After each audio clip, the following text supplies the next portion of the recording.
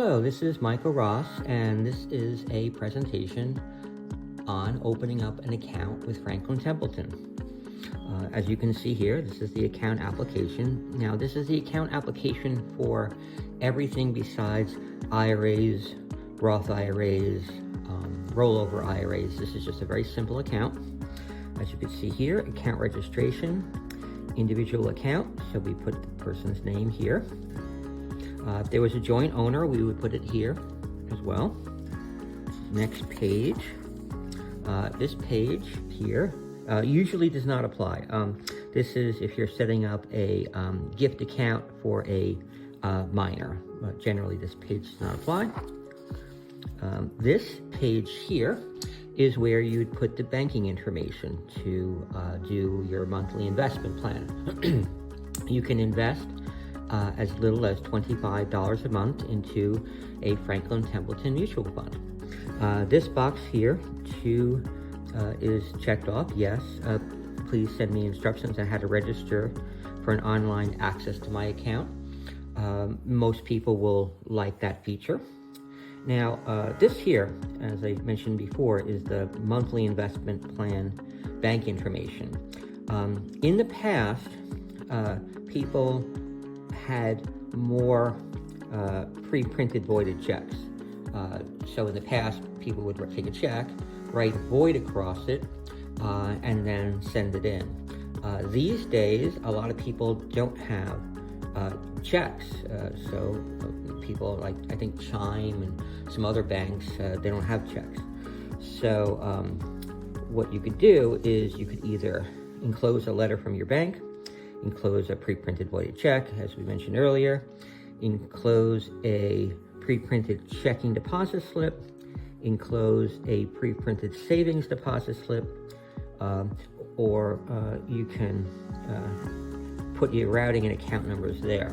Now, a lot of these things are kind of inconvenient to get, like a letter from your bank or pre-printed this or that. What some people do is they put their routing and account number here. Franklin Templeton can validate about 70% of the of accounts. If it's with a large U.S. bank, that's helpful. They can just put the routing and account number, and Franklin Templeton can validate it. If they can't validate it, then you have to do one of these 5 things. Okay, so that's that page. This page here is where you'd put your monthly investment plan. So I put here Franklin Money Market Fund, $25 a month starting January, monthly, and investment date on the 20th. Okay, most people, for whatever reason, pick the 20th to do their monthly investment. Maybe people get paid on the close to the 20th, but for whatever reason, a lot of people pick the 20th. But you could pick the 1st, 5th, 10th, 15th, 20th, or 25th if you would like. Okay, so that's that. This page here is only applicable if you were investing $25,000 or more, or if you intend to invest $25,000 or more over the next 13 months. Okay, so that generally doesn't apply to a lot of my clients. Okay, this page here, we're just checking the boxes to reinvest all the profits, the dividends, right back into the fund. So that's good. I put my information here, and then the next page. Now, this page is really important. All of the account holders sign here, and all the bank account holders sign here. So let me give you a for instance. Let's say you have an account that's owned by John Doe. John Doe signs his name here as the account owner. But maybe he wants to do a monthly investment plan, and him and his wife have an account.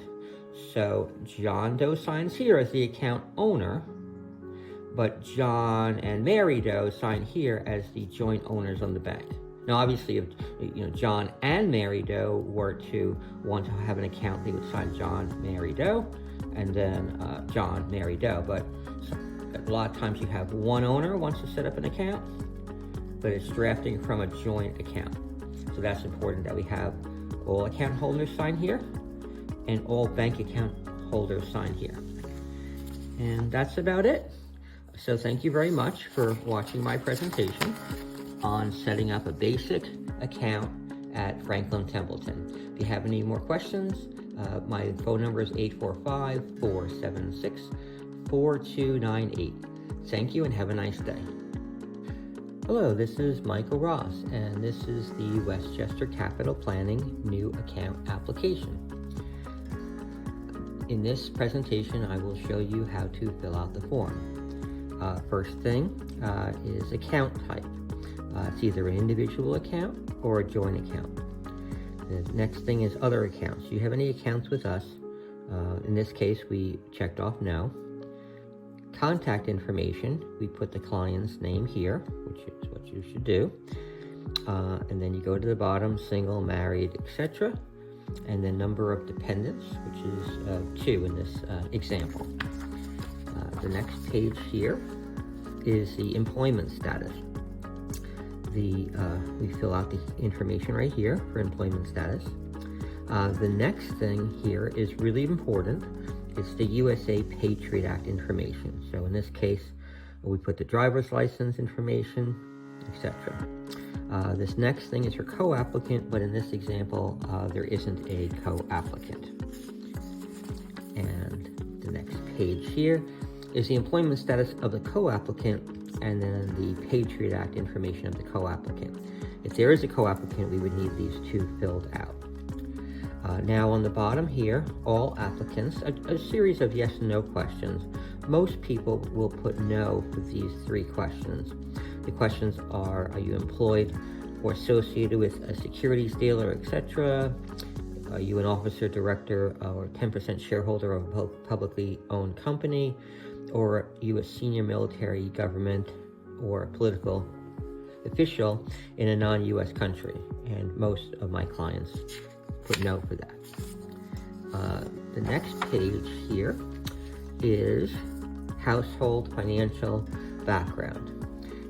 Right here, annual income, net worth, liquid net worth, tax rate, annual expenses. Most people put 50,000 and under.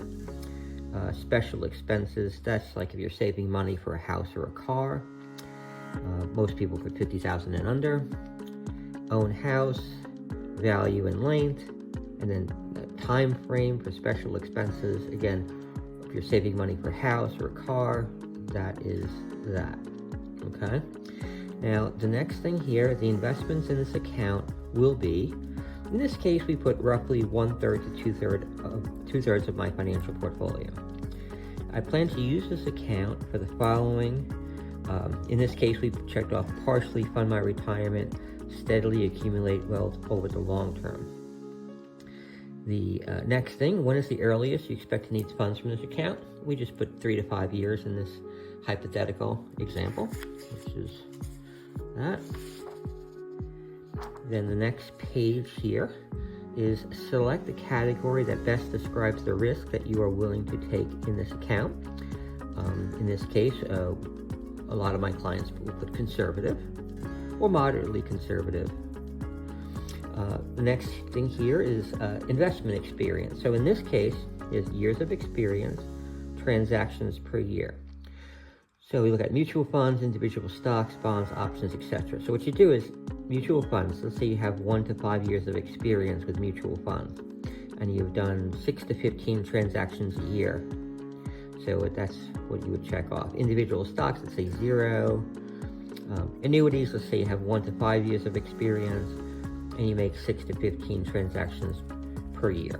Okay, so that is that page.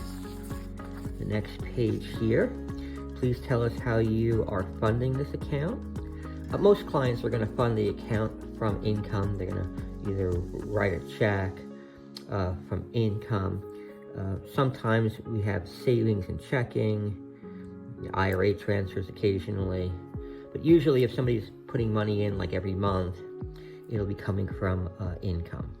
Okay, so that's that page. All right, and then this is the signature pages.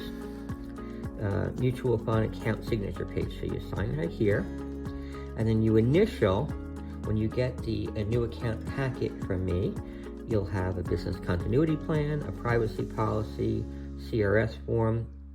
You would have gotten a prospectus, reasonable alternative investment statement, and then obviously I would sign here. So the point of all of these forms is because the regulators want to know that I've done my due diligence in making sure that this investment is in your best interest and that it is suitable. And the only way I'll know if it's suitable and in your best interest is to gather some background financial information. Okay, thank you very much and have a nice day.